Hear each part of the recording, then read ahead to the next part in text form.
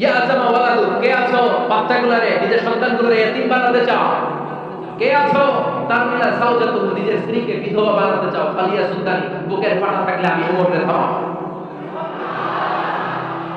ফালিয়া সুলতানি, দেখি মক্কায় কার করে বুকের ফাটা। কে আছো মায়ের বুক খালি করতে চাও, সন্তান এতিম বানাতে চাও, স্ত্রীকে বিধবা বানাতে চাও? ফালিয়া সুলতানি, পারলে আমার একটা কাম। এই বলে উনি আল্লাহু আকবার, আল্লাহু আকবার, আল্লাহু আকবার বলে স্লোগান শুরু করে দিলেন। এক এক স্লোগানে মক্কার মরুভূমি থারথার করে কাঁপতে আরম্ভ করল। এই মিছিল মক্কায় কেউ দেয়। মিছিলের আওয়াজ শুনে আবু জাহেল বের হইছে, উতবা বের হইছে, শাইবা, ওয়ালিদ ইবনে মুগীরা সব বের হইছে। কি রে, আমার এলাকায় এত বড় স্লোগান, কার তো সাহস? বের হয়ে দেখে মিছিলের সামনে ওমররে দেখে দিতে দৌড়। কারণ ওমরে ফারুককে থামানোর মতো বাপের বেটা মক্কায় তৃতীয়টা কেউ ছিল না। আওয়াজ করে বলে ঠিক কিনা? ওমরে ফারুক আল্লাহু আকবার, আল্লাহু আকবার বলে স্লোগান দিতে দিতে মসজিদুল হারামের ভিতরে ঢুকে গেল। কাবার গিলাফ ধরার পরে সেদিন মিছিল থেমেছে। ওই আল্লাহর নামের স্লোগান সেদিন কেউ থামাতে পারে নাই, কিয়ামত পর্যন্ত কেউ থামাতে পারবে না। চিল্লায় বলো ঠিক কিনা?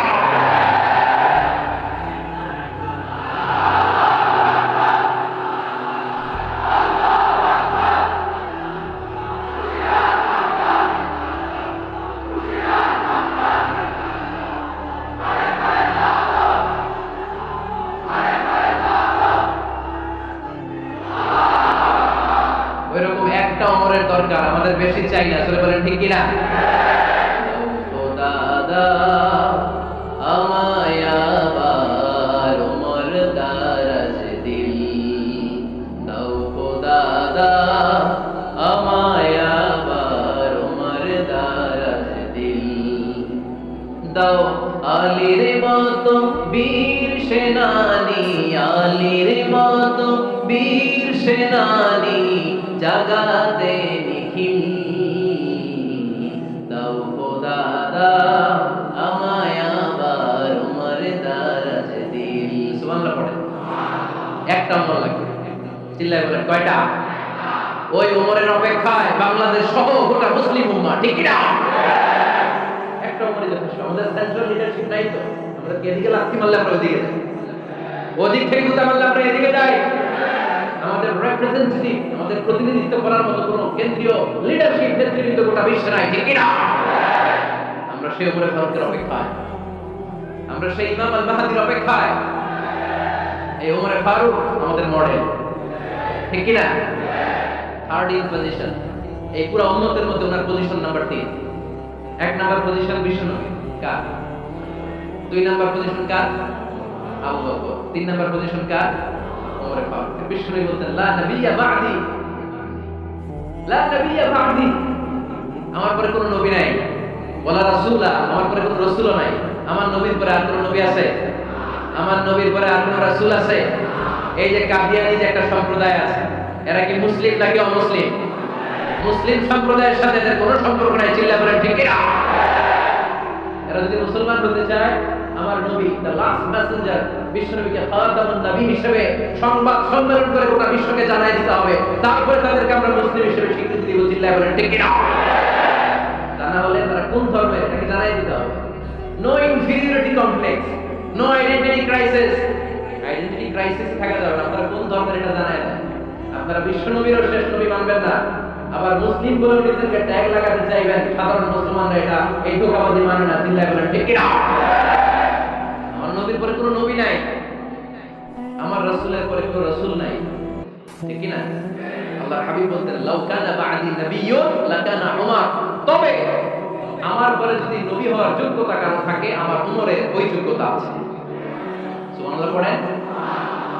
তুমি বলেছো রাসূল দেবে না, বলনি দেবে না ওমর, বলনি দেবে না হামজা তারি, খালিদ বিজয় সমর। প্রভু তুমি বলেছো রাসূল দেবে না, বলনি দেবে না ওমর, বলনি দেবে না হামজা তারি, খালিদ বিজয় সমর। প্রভু তুমি বলেছো রাসূল দেবে না। সুবহানাল্লাহ পড়েন। এজন্য আমরা একটা ওমর চাই। কয়টা? বেশি লাগবে? নেতার মতো নেতা কয়টা লাগে? জোরে বলেন কয়টা? enough. That's enough. Umar Faruk, our superhero. ওনার সাথে বিশ্বনবী সাল্লাল্লাহু আলাইহি ওয়াসাল্লামের মুসাহারার সম্পর্ক ছিল। ওমর ফারুক যে বিশ্বনবীর শ্বশুর এটা অনেকে জানেই না। ওমর ফারুক রাদিয়াল্লাহু তাআলা বিশ্বনবীর শ্বশুর ছিলেন, এটা আজকে নতুন শুনছেন কে আব্দুল্লাহ দেখছেন তো? সঠিক বলছি না আমি? অনেকে আমরা জানি না। মাশাআল্লাহ, জানতে লজ্জা নাই, শিখতে লজ্জা নাই। লজ্জা হচ্ছে অজ্ঞতায় আর মূর্খতায়, ঠিক কি না? আমরা শিখতে রাজি আছি। যে কথা বলে আমরা তার ছাত্র। আমার আগে হুজুর কথা বলতেছিলেন, আমরা ছিলাম ছাত্র। এখন আমি কথা বলতেছি, এখন আমরা সবাই হয়ে গেছি ছাত্র, ঠিক কি না? যিনি বলেন তিনি শিক্ষক, বাকিরা আমরা ছাত্র, ঠিক কি না? চার খলিফা, দুই খলিফা, ইসলামের চার খলিফা, দুই খলিফা বিশ্বনবী মেয়ের জামাই, আর বাকি দুই খলিফা বিশ্বনবীর শ্বশুর। সুবহানাল্লাহ পড়েন। সাইয়েদনা আলী রাদিয়াল্লাহু তাআলা আনহু, সাইয়েদনা উসমান যুন নূরাইন বিশ্বনবীর মেয়ের জামাই। উসমান রাদিয়াল্লাহু তাআলা আনহুর কাছে বিশ্বনবী দুই মেয়েকে বিয়ে দিয়েছিলেন, একজন মারা যাওয়ার পরে আরেকজন। বিশ্বনবী বলেছেন এরপরে আরেকটা থাকলে ওটার বিয়ে দিবেন। সুবহানাল্লাহ পড়বেন না? দুইজন ছিল মেয়ের জামাই আর দুইজন ছিল শ্বশুর। সাইয়েদনা আবু বকর শ্বশুর, বিশ্বনবীর স্ত্রী আম্মা জান আয়েশা রাদিয়াল্লাহু তাআলা আনহার বাবা। বিশ্বনবীর স্ত্রী আম্মা জান হাফসা রাদিয়াল্লাহু তাআলা আনহার বাবা ছিল সাইয়েদনা ওমর ফারুক। চিল্লায়ে পড়েন আল্লাহু আকবার। জান্নাতের পজিশন না, সাইয়্যিদু কুহুলিল জান্নাহ। জান্নাতে যত নারীরা যাবে, নারীদের সর্দারানী হবে সাইয়্যিদাতুনা ফাতিমা রাদিয়াল্লাহু তাআলা আনহা। এই ফরিদপুরের যত ইয়াং স্টাররা তোমরা যারা জান্নাতে যাবে, তোমাদের লিডার হবে সাইয়েদনা হাসান আর হুসাইন রাদিয়াল্লাহু তাআলা আনহুমা। আর বয়স্ক মুরব্বিরা যারা জান্নাতে ঢুকবেন, আপনাদের লিডার হবে সাইয়েদনা আবু বকর আর সাইয়েদনা ওমর ফারুক রাদিয়াল্লাহু তাআলা। সুবহানাল্লাহ পড়তে পারলেন না? ওমর ফারুক এটা সাধারণ কোনো ক্যারেক্টারিস্টিক্স নয়। ওনাকে আল্লাহ তাআলা নলেজও দিয়েছেন, আবার দ্বীনদারিও দিয়েছেন। আমার দিনী ভাইয়েরা খেয়াল রাখবেন, কোন আলেমের মধ্যে বা কোন নেতার মধ্যে যদি এই দুইটার সমন্বয় আপনি পান, যে তার জ্ঞানও আছে আবার দ্বীনদারিও আছে, he belongs the knowledge and he belongs the taqwa, সে গোটা বিশ্বকে জয় করে, ঠিক কি না? যার মধ্যে জ্ঞান আছে, যার মধ্যে তাকওয়া আছে, তারা কেউ থামায় রাখতে পারে? ওমর ফারুককে এই দুই নিয়ামত দিয়ে ধন্য করেছে কে? সহিহ বুখারীর বর্ণনা, বিশ্বনবী সাহাবীদের সামনে একটা স্বপ্নের কথা বলছেন। বিশ্বনবী বললেন, আমি স্বপ্নে দেখলাম আমার আঙ্গুলের ফাঁকা থেকে দুধ বের হচ্ছে, আমি তৃপ্তি সহকারে দুধ খেলাম। খাওয়ার পরে দেখলাম আঙ্গুলের মধ্যে একটু দুধ লেগে আছে। আমার আঙ্গুলে অতিরিক্ত লেগে থাকা দুধটা আমি ওমর ফারুকের মুখের মধ্যে লাগিয়ে দিলাম। সাহাবারা বললেন, ইয়া রাসূলুল্লাহ, ইয়া হাবিবাল্লাহ, মাযা আওয়ালতা বিহি, এই স্বপ্নের আপনি কি ব্যাখ্যা করলেন, আমরা তো বুঝলাম না। বিশ্বনবী বললেন, আওয়ালতু বিহি আল ইলম, আমি দুধ দিয়ে জ্ঞানের ব্যাখ্যা করেছি, কারণ ওমরকে আল্লাহ যেই জ্ঞান দিয়েছে গোটা বিশ্বের কাউকে এত জ্ঞান দেয় না। এজন্য স্বপ্নের দিকে কেউ দেখেন যে আপনি দুধ খাচ্ছেন, তার মানে আল্লাহ তাআলা তার জ্ঞান বাড়াইছেন। ওমর ফারুককে দুধ খেয়ে অতিরিক্ত দুধের অংশটা বিশ্বনবী আবু বকর রাদিয়াল্লাহু তাআলা আনহুর মুখে দেন নাই, সেটা ওসমানের মুখে দেন নাই, আলী রাদিয়াল্লাহু তাআলা আনহুর মুখে দেন নাই। স্বপ্নে ওই অতিরিক্ত লেগে থাকা দুধটা বিশ্বনবী ওমর ফারুকের ঠোঁটের মধ্যে লাগিয়ে দিয়েছেন। এই হাদিস থেকে প্রমাণ হয় আল্লাহ তাআলা জ্ঞানের নিয়ামতে সাইয়েদনা ওমর ফারুককে ধন্য করেছেন। আবার বুখারীর বর্ণনা, বিশ্বনবী সাল্লাল্লাহু আলাইহি ওয়াসাল্লাম আরেকটা স্বপ্নের বর্ণনা দিচ্ছেন। তিনি বললেন, তোমাদের সবাইকে স্বপ্নে আমার সামনে দাঁড় করানো হলো। আমি দেখলাম তোমাদের কারো জুব্বা নাভি পর্যন্ত, কারো জুব্বা হাঁটু পর্যন্ত, কারো জুব্বা টাকনু পর্যন্ত। ওমর ফারুককে যখন স্বপ্নে আমার সামনে দাঁড় করিয়ে দেয়া হলো, আমি দেখলাম ওমরের জুব্বা এত লম্বা, ওমর টেনে হিচড়ে তার জুব্বা নিয়ে সামনে হেঁটে যাচ্ছে। সাহাবারা বললেন, ফামাদা আওয়ালতা বিহি ইয়া রাসূলুল্লাহ, ও আল্লাহর রাসূল, এই স্বপ্ন দিয়ে আপনি কি বোঝাতে চাইলেন, আমরা কিছু বুঝলাম না। বিশ্বনবী বললেন, আওয়ালতু বিহি আদ-দীন, আমি এই হাদিসের দ্বারা দ্বীনের ব্যাখ্যা করলাম, যার জামা যত লম্বা তার দ্বীনদারি তত বেশি। সুবহানাল্লাহ, রাস্তে পড়েন। স্বপ্নে দেখলেন কোন সাহাবীর জুব্বা নাভি, কোন সাহাবীর হাঁটু, কারোটা টাকনু, কিন্তু ওমর ফারুকের জুব্বা এত লম্বা, ইয়াজুরু সাওবাহু, তিনি তার জুব্বা টেনে হিচড়ে যাচ্ছেন। বিশ্বনবী বললেন, এটা দ্বারা আমি দ্বীন, আমি তাকওয়া, দ্বীনদারি, তাকওয়া এটার ব্যাখ্যা করেছি। তার মানে ওমর ফারুকের তাকওয়ার সামনে সব তাকওয়া পানি হয়ে যাবে। সুবহানাল্লাহ। আল্লাহ তাআলা সাইয়েদনা ওমর ফারুককে দ্বীনের জ্ঞান দিয়েছেন, তাকওয়া দিয়েছেন। যুবক ভাইরা, যাকে আল্লাহ তাআলা দ্বীনের জ্ঞান দেয়, যাকে আল্লাহ তাআলা তাকওয়ার এই গুণ দিয়ে সমৃদ্ধ করে, তার জন্য গোটা বিশ্বের সব দরজাগুলো ওপেন করে দেয় কে? কত বড় মুত্তাকি ছিলেন সাইয়েদনা ওমর ফারুক। মদিনার সমাজে কয়জন মুনাফিক ছিল বিশ্বনবী ছাড়া কেউ বলতে পারতেন না। বিশ্বনবী কোন সাহাবীকে মুনাফিকদের লিস্ট দিয়ে যান নাই, একজন সাহাবী ছাড়া। দেখি কেউ বলতে পারেন কি সাহাবীর নাম? কি নাম? হুযায়ফা ইবনুল ইয়ামান রাদিয়াল্লাহু তাআলা। ওনাকে বলা হতো সাহিবু সিররি রাসূলিল্লাহ, আল্লাহ রাসূল সাল্লাল্লাহু আলাইহি ওয়াসাল্লামের গোপন তথ্যের ধারক বাহক। সুবহানাল্লাহ বলবেন না?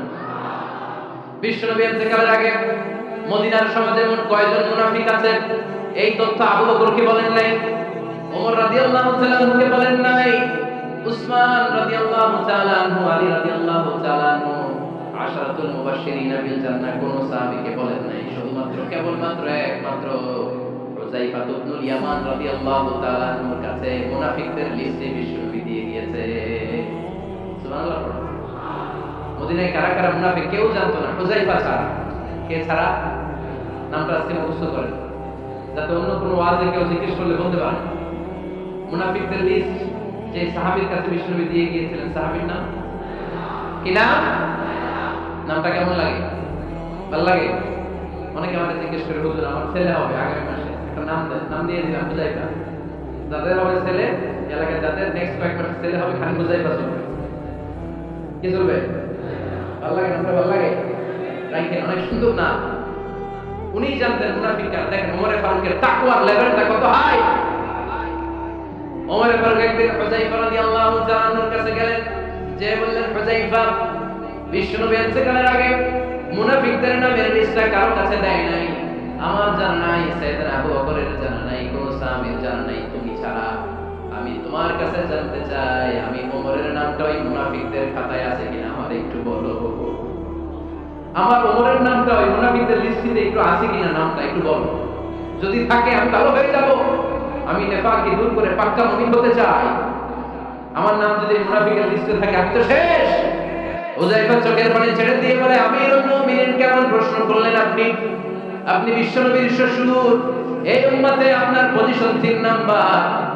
আপনারে মুনাফিকরা ভয় পায়, শয়তান আপনারে ভয় পায়। আপনি জান্নাতে সব বয়স্ক লোকদেরকে নিয়ে জান্নাতের মধ্যে আগে আগে ঢুকবেন, কেমন করে মুনাফিকদের কাতারে আপনার নাম থাকতে পারে? সুবহানাল্লাহ। কি বিনয়, কি তাকওয়া। হুযায়ফাকে জিজ্ঞেস করতেন, হুযায়ফা একটু বলো না আমার নামটা মুনাফিকদের লিস্টে আছে কি? ওমর ফারুকের যদি এই টেনশন থাকে যে আমি মুনাফিক হয়ে গেলাম কিনা, আমাদের এই টেনশন থাকার দরকার আছে না? হ্যাঁ, যেন সব সময় আল্লাহর কাছে দোয়া করতে হবে, আল্লাহ তুমি নেফাকি থেকে আমাদেরকে বাঁচাও। আর জোরে বলেন আমিন। ওমর ফারুক রাদিয়াল্লাহু তাআলা আমাদের সুপারহিরো, আমাদের সবাই বলেন আমাদের। উনি কত বড় সুপারহিরো শুনেন। উনি জুমার খুতবা দিচ্ছেন। কি দিচ্ছেন? মসজিদে নববীতে। খুতবার মাঝখানে হঠাৎ বললেন, ইয়া সারিয়াতাল জাবাল, ইয়া সারিয়াত ইবনে সালিমিল জাবাল। এই কথা বলে আবার খুতবা দিতে শুরু করলেন। ওনার ইয়া সারিয়াত ইবনে সালিমিল জাবালের সাথে আগের কথার কোনো মিল নাই, পরের কথার কোনো মিল নাই। জুমার নামাজের পর মুসল্লি সাহাবারা বললেন, ইয়া আমিরুল মুমিনিন। খুতবার মাঝখানে হঠাৎ করে ইয়া সারিয়াত ইবনে সালিমিল জাবাল বলে আপনি চিৎকার করলেন কেন? আপনার এই বাক্যের সাথে আপনার খুতবার আগের বাক্যের কোনো মিল নাই, আপনার খুতবার পরের বাক্যের কোনো মিল নাই। এই কথা আপনি কারে বললেন, কারে উদ্দেশ্য করে বললেন? এই কথার তাৎপর্য কি আমাদেরকে বুঝিয়ে বলে। ওমর ফারুক বলেন, আমি যখন খুতবা দিচ্ছি আমি দেখতে পেলাম ওই যে কয়েক মাস আগে আমি আমার মুসলিম সেনাবাহিনী পারস্য আক্রমণের জন্য পাঠিয়েছি বর্তমান ইরানের ওই বিশাল এলাকাতে পারস্যে আমি আমার ব্যাটালিয়ন পাঠিয়েছি। আমি হঠাৎ করে দেখতে পেলাম আমার মুসলিম বাহিনীর সেনাপতি যুদ্ধের এক পর্যায়ে তার ডানে আছে উপত্যকা, বায়ে আছে পাহাড়, সে পাহাড়ি রাস্তা ছেড়ে দিয়ে উপত্যকার দিকে যেতে শুরু করেছে। আমি দেখতে পেলাম আমার মুসলিম বাহিনী যদি উপত্যকার দিকে ছুটে বেড়ায়, কাফির মুশরিকরা আমার মুসলিম বাহিনীকে কচুকাটা করে ফেলবে। তাই আমি এখান থেকে তাদেরকে কমান্ড দিয়ে বলেছি, ইয়া সারিয়াতাল জাবাল, উপত্যকার দিকে নয় পাহাড়ের দিকে যাও, তাহলেই তোমাদের বিজয় নিশ্চিত হয়ে যাবে। উপত্যকার দিকে যেও না, ইলাল জাবাল, ইলা সারিয়াতিল জাবাল, পাহাড়ের দিকে চলো। সাহাবারা অবাক, ঘটনা কি? উনি বসে আছেন মদিনায় মসজিদে নববীর মিম্বারে দাঁড়িয়ে, উনি যদি ইয়া সারিয়াতাল জাবাল বলে, এটা কি ইরানে যাবে নাকি? ও মিয়া, তখনকার সময়ে বর্তমানের মতো মোবাইল ছিল নাকি, ইন্টারনেট ছিল নাকি, কিছু ছিল? খালি মুখে আমি যদি বলি ইয়া সারিয়াতাল জাবাল, এটা ইরানে যাবে, ইন্ডিয়ায় যাবে, ঢাকায় তো যাবে, ফরিদপুর শহরে তো বসবে না, ঠিক কি না? কিন্তু এটা আমিরুল মুমিনিন বিশ্বাসী সাহাবারা বিশ্বাস করে নিত। কিছু মুনাফিক ছিল, রাখবেন না, ঝামেলা আছে। এটা তো সম্ভব না। এক কাজ করি, এই সেনাপতি যখন বিজয়ী বেশে মদিনায় ফিরে আসবে, আমরা ধরব। এরা দিন গুনতে লাগলো, এই সেনাপতি মুসলিম বাহিনী নিয়ে পারস্য জয় করে কবে ফিরে আসবে। এই মুনাফিকের দলগুলো কখনো সেনাবাহিনীকে অভ্যর্থনা জানাতে যেত না, কিন্তু এইবার সবার আগে মদিনার উপকণ্ঠে যে সেনাপতিদেরকে অভ্যর্থনা জানানোর জন্য ফুল নিয়ে রেডি। ফুল নিয়ে দাঁড়ায়, সেনাপতি ঢুকার সাথে সাথে ধরছে, এই সেনাপতি কোথেকে আসছে? পারস্য জয় করে আসছে। এমন এমন দিন, জুমার দিন দুপুর বেলা যুদ্ধের মাঝখানে আমিরুল মুমিনিনের কণ্ঠের কথাবার্তা শুনছো নাকি? সেনাপতি অবাক হয়ে, তোমরা জানলা কেমনে শুনছিল? সুবহানাল্লাহ বলবেন না? আমরা যুদ্ধে একটা ভয়ঙ্কর অবস্থার মধ্যে ছিলাম, পেছন থেকে শত্রু আমাদেরকে আক্রমণ করতে শুরু করে দিল। ডানে যাব না বায়ে যাব, সামনে যাব নাকি পেছনে যাব, রাস্তা খুঁজে পাচ্ছি না। ডান দিকে ছিল আমাদের উপত্যকার রাস্তা, বাঁ দিকে ছিল পাহাড়ি পথ। আমরা সোজা পথ হবে মনে করে উপত্যকার দিকে ছুটতে আরম্ভ করলাম। হঠাৎ করে আমিরুল মুমিনিনের কণ্ঠ বজ্র কণ্ঠে আমার কানের মধ্যে ভেসে আসলো। আমার মনে হলো আমিরুল মুমিনিন কেমন যেন আমাকে কমান্ড দিচ্ছেন, আর বলছেন, ইয়া সারিয়াতাল জাবাল, ডান দিকে উপত্যকার পথে নয়, তাড়াতাড়ি পাহাড়ের দিকে সৈন্য বাহিনী নিয়ে উঠে যা। পাহাড়ের দিকে, ডানে না, this is wrong track and this is the right track. ওই দিন যদি উমরে ফারুকের ওই গাইডলাইন আমি